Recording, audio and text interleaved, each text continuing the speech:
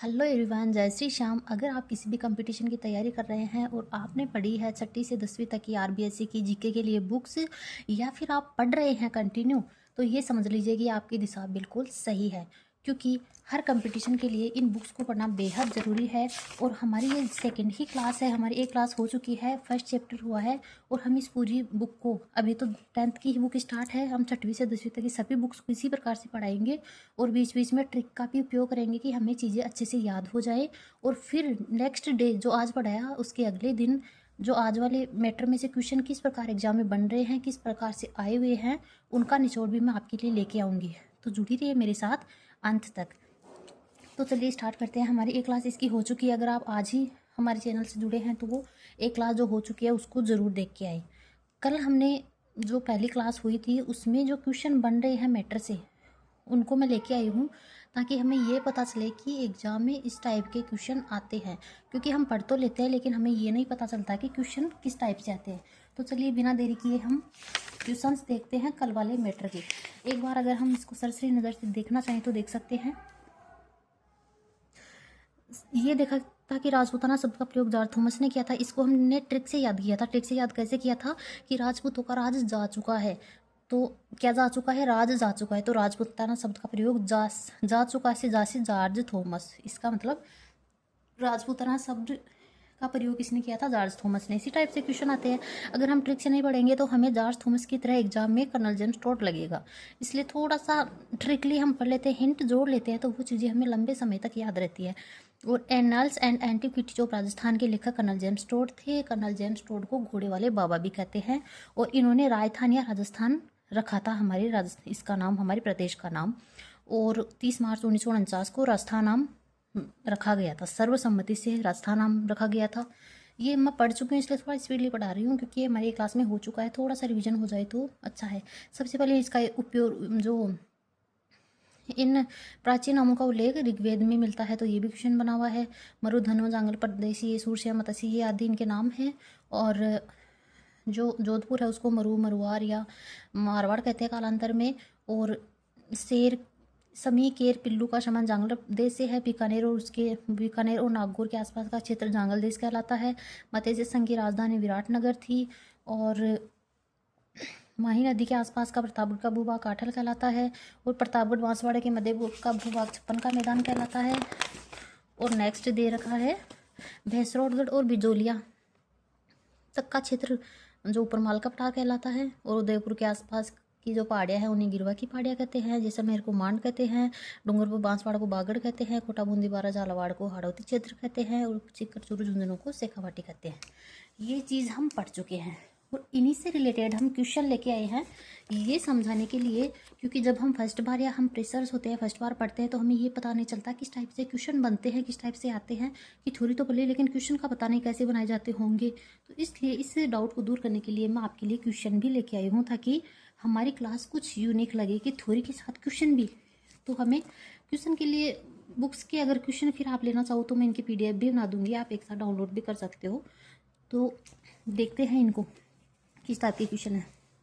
सर्वप्रथम 1800 ईस्वी में राजस्थान के लिए राजपूताना शब्द का प्रयोग किसने किया? ये मैंने अभी ट्रिक से बताया, जॉर्ज थॉमस ने। ट्रिक इसलिए लगाई क्योंकि फिर दूसरा हमारे ऑप्शन बीच में आएगा, हमें कन्फ्यूज होगा यार ये है या ये है। तो राजपूतों का राज जा चुका है, जा से George Thomas.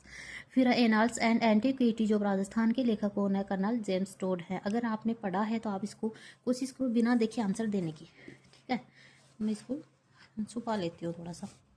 Colonel James Tod ने 1829 ईस्वी में अपनी पुस्तक एनाल्स एंड एंटीक्विटी जो राजस्थान में प्रदेश का नाम क्या रखा था? इसका नाम है राजस्थान या राजस्थान। आप बिना देखे इनका आंसर कमेंट बॉक्स में लिख सकते हो ताकि आपको याद रहेगा। लिखने से चीज़ें ज़्यादा याद होती है। मरु और धनु शब्दों का प्रयोग किस भूभाग के लिए किया गया है?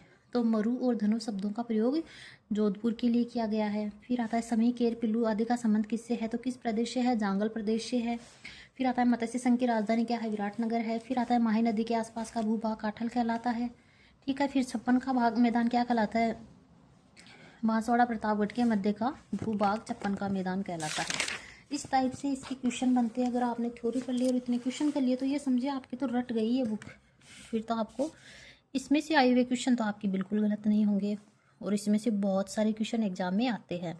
बेसरोडगढ़ से लेके बिजोलिया तक का जो क्षेत्र है वो कहलाता है ऊपर मालगा पठार। इसके बाद में आता है गिरवाक की पहाड़ियाँ स्थित है उदयपुर में। फिर आता है बांगड़ के नाम से जाना जाता है डूंगरपुर बांसवाड़ा। हाड़ौती क्षेत्र में कौन कौन से भूभाग आते हैं, तो कोटा बूंदीवाड़ा झालावाड़।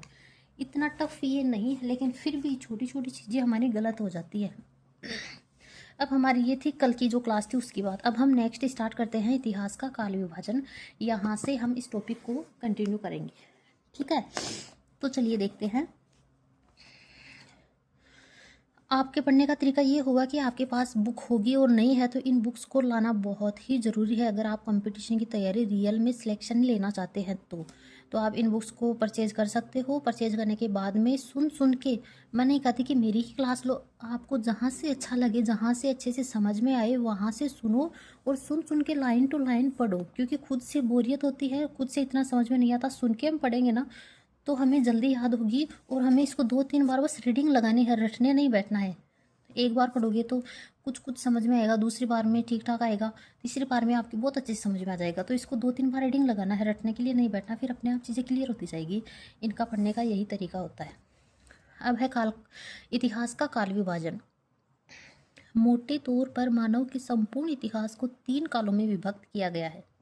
मनुष्य का जो इतिहास है उसको 3 भागों में विभक्त किया गया है, 3 कालों में विभक्त किया गया है।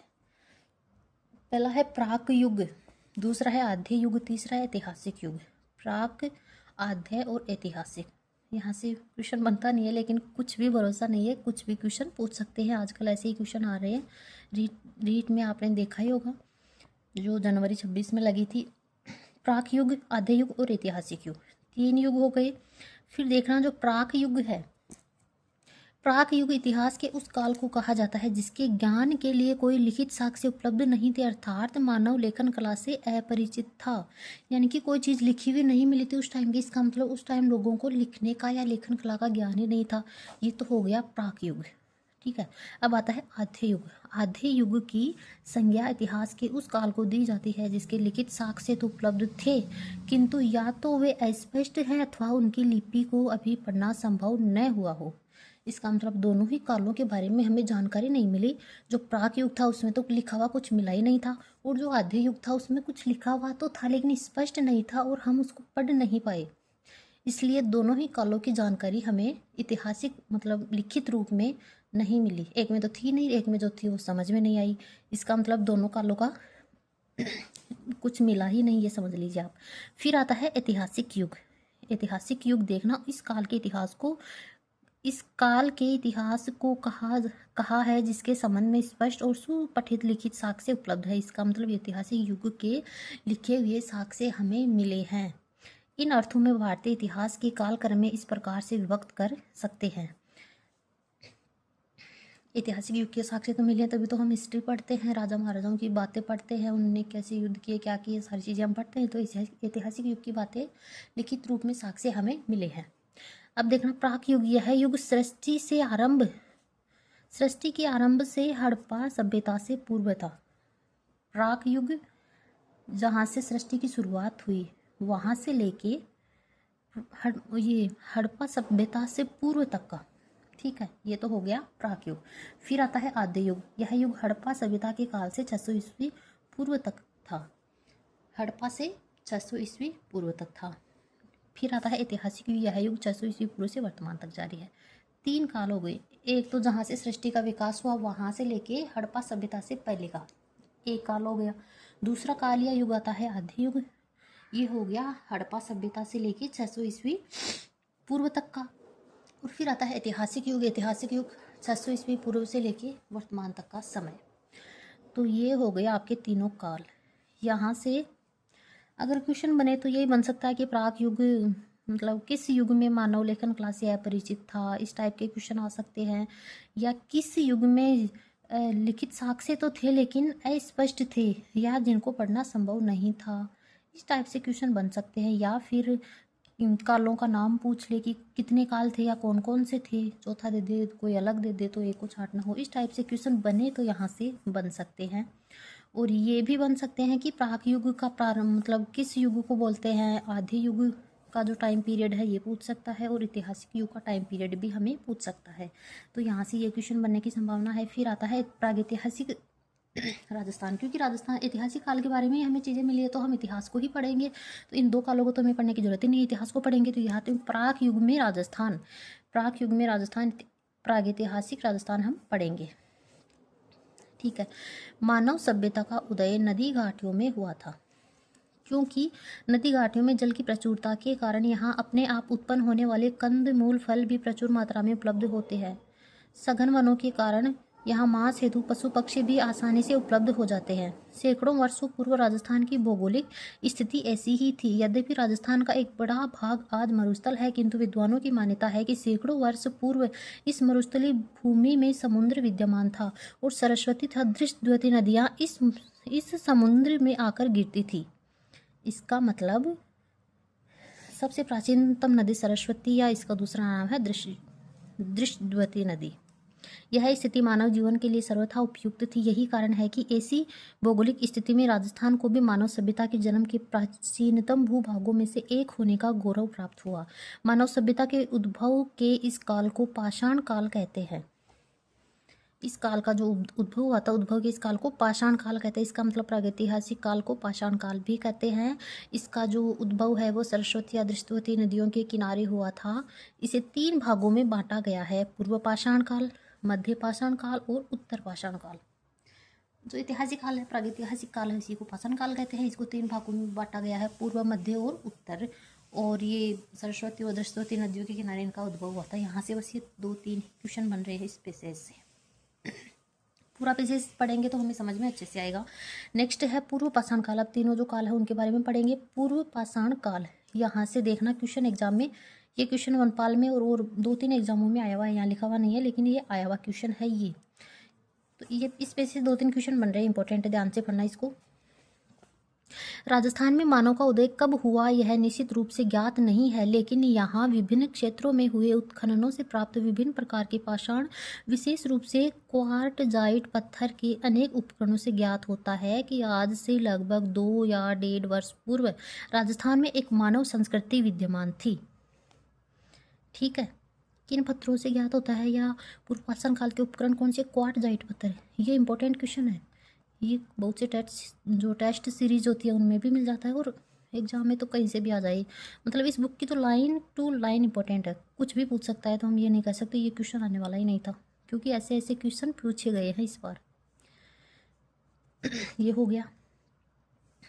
अब है 1870 ईस्वी में C.A. हैकेट ने सर्वप्रथम जयपुर और इंद्रगढ़ से पत्थर से बनी पाषाणकालीन हस्त कुठार खोज निकाली। ये क्वेश्चन वनपाल एग्जाम में आया हुआ है कि हैकेट ने ये जो पाषाणकालीन हस्त कुठार की खोज किसने की थी? हैकेट ने। इस टाइप से कुछ क्वेश्चन बना हुआ है ये। और जयपुर और इंद्रगढ़ से पत्थर से बनी। जयपुर, इंद्रगढ़, C.A. हैकेट। 1870 सन भी याद रखनी है। ये समझो कुछ भी ऐसा नहीं है कि इम्पोर्टेंट नहीं है, हर लाइन इम्पोर्टेंट है, हर पॉइंट इम्पोर्टेंट है। पाषाणकालीन हस्त कुठार खोज निकाली, सन 1870 की बात है। ठीक है। 1870 C.A. हैकेट ने किसकी खोज की थी? पाषाणकालीन हस्त कुठार की, यानी हैंड एक्स, हाथ वाली कुल्हाड़ी, खोज निकाली। और कहाँ से? जयपुर और इंद्रगढ़ से पत्थर से। अब है कुछ समय पश्चात सेटनकार ने झालावाड़ से, जयपुर इंद्रगढ़ की बात हो गई। अब झालावाड़, नीचे वाला, सबसे नीचे, झालावाड़ से इसी युग के अनेक उपकरण खोज निकाले। तो कहाँ से खोज की थी? जयपुर से, इंद्रगढ़ से, जयपुर, इंद्रगढ़ और झालावाड़ से। झालावाड़ से किसने की थी? सेटनकार ने। जयपुर, इंद्रगढ़ से किसने की थी? C.A. हैकेट ने। इसके बाद हुए योजनाबद्ध उत्खनन में भारतीय पुरातत्व और संग्रहालय विभाग, नई दिल्ली, डेक्कन कॉलेज, पूना के वीरेंद्र नाथ मिश्र, राजस्थान पुरातत्व एवं संग्रहालय विभाग के R.C. अग्रवाल, डॉक्टर विजय कुमार, हरिश्चंद्र मिश्रा आदि विद्वानों ने राजस्थान की पूर्व पाषाणकालीन सभ्यता और संस्कृति के विभिन्न पक्षों को सामने लाने में सराहनीय योगदान दिया। ये खूब सारे हो गए इसलिए इतना इंपॉर्टेंट नहीं है, लेकिन ये जो पर्टिकुलर है ना ये चीज़ें ज़्यादा इंपॉर्टेंट होती है। तो ये है कैट को ध्यान रखना, ये तो आया हुआ है ही, और चेतनकार ने झालावाड़ से खोज की थी। फिर आता है इनके प्रयत्नों से राजस्थान में अजमेर, अलवर, चित्तौड़, भीलवाड़ा, जयपुर, झालावाड़, जालोर, जोधपुर, पाली, टोंक आदि क्षेत्रों की प्रमुख नदियों, विशेष रूप से चंबल, मनास व उनकी सहायक नदियों के किनारे पूर्व पाषाणकालीन उपकरण प्राप्त हुए। अगर नदियों का भी नाम आए तो चंबल और मनास इंपॉर्टेंट है, और उनकी सहायक नदियों से पाषाणकालीन उपकरण प्राप्त हुए। जालोर से इस युग के उपकरणों की खोज का श्रेय बी आलचिन को है। जालोर से बी आलचिन, ध्यान रखना इसका, ये भी इम्पोर्टेंट है। बी आलचिन आज तक तो इम्पोर्टेंट नहीं लग रहे थे, लेकिन अब हो गए, क्योंकि एग्जाम में जो रीट की जो जस्ट एग्जाम्स हुई है उसमें क्वेश्चन ऐसे ऐसे आए हैं कि कभी हमने गौर ही नहीं किया। क्वेश्चन बुक में है इसमें, लेकिन फिर हम गौर नहीं करते। जैसे जो लोक देवताओं के जन्म की सन वगैरह वो सारी है इस बुक में, लेकिन ऐसी चीज़ों को हम देखते हैं कि यार ये तो क्या ही पूछेगा, और वो उस टाइप के क्वेश्चन पूछ लिए। जालोर से आलचीन, ऐसे देखो जालोर में ला रहा है, आलचीन में ला रहा है, तो कुछ मिलता जुलता लग रहा है आपको, जालोर आलचीन इस टाइप से थोड़ा सा हिंट लगा के आप सोच सकते हो इनको। अब स्पष्ट है कि उपयुक्त संपूर्ण भूभाग पूर्व पाषाणकालीन संस्कृति का प्रसार क्षेत्र था। इस प्रकार से इस पैसे से जो भी क्वेश्चन बनेंगे ना, वो क्वेश्चन बना के मैं नेक्स्ट क्लास में ले आऊँगी, ताकि हमें ये डाउट नहीं रहेगा कि क्वेश्चन किस टाइप से आता है। और मैं ओल्ड एग्जाम में क्वेश्चन की लैंग्वेज वाले क्वेश्चन ही लाऊंगी। जैसे ये वनपाल में आया हुआ है तो किस लैंग्वेज से ये क्वेश्चन आया हुआ है, इस टाइप से मैं रियल क्वेश्चन ही आपके लिए लेके आऊँगी, ताकि आपको कोई डाउट ना रहे। फिर है मध्य पाषाण काल। मानव सभ्यता के क्रमिक विकास की कहानी की दूसरी कड़ी के रूप में राजस्थान के प्रागैतिहासिक काल में मध्य पाषाण काल रहा है। पश्चिम राजस्थान में लूणी और उनकी सहायक नदियां चित्तौड़ की बेड़च, पश्चिम राजस्थान की बात है, पश्चिम राजस्थान में लूणी अजमेर की नागपाड़ी से निकलती है लूणी नदी, तो लूणी और उसकी सहायक नदियां चित्तौड़ की बेड़च नदी घाटी और विराटनगर से मध्य पाषाणकालीन उपकरण मिले हैं। इसका मतलब ये मध्य पाषाणकालीन उपकरण कहाँ कहाँ से मिले हैं, ये क्वेश्चन इंपॉर्टेंट है। नदियों की बात करें, ये क्वेश्चन किसी टेस्ट सीरीज में भी आया हुआ है। नदियों की बात करें तो लूणी नदी और उसकी सहायक नदियाँ, ठीक है, लूणी नदी और बेड़च नदी। और मत्स्य संघ की राजधानी विराटनगर थी ना, वो विराटनगर से मध्य पाषाणकालीन उपकरण मिले हैं। ये 3 चीज़ें याद रखना, 2 तो नदियाँ, लूणी नदी और बेड़च नदी और विराटनगर, इनको याद ही रखना है आपको। इस काल के उपकरण छोटे, हल्के और कुशलता से निर्मित हैं। ये उपकरण jasper, agate, chert, carnelian, quartzite, chalcedony आदि पाषाणों से बने हैं। एक बार इनको भी ऐसे देख लेना, सत्य असत्य हाँ ना मिलान करने वाले इस टाइप के क्वेश्चन में बना सकता है। जिस पर पत्थर का नाम है एगेट, चार्ट, कार्नेलियन, क्वार्टजाइट पत्थर होता है, कल्सेडोनी आदि पाषाणों से बने हैं, जिनमें blade, engraver, triangle, crescent, trapeze, scraper, pointer आदि उल्लेखनीय है। ये चीज़ें मतलब रटने वाली तो नहीं होती है, 1-2 बार यूं ही नज़र से निकाल सकते हो इनको आप।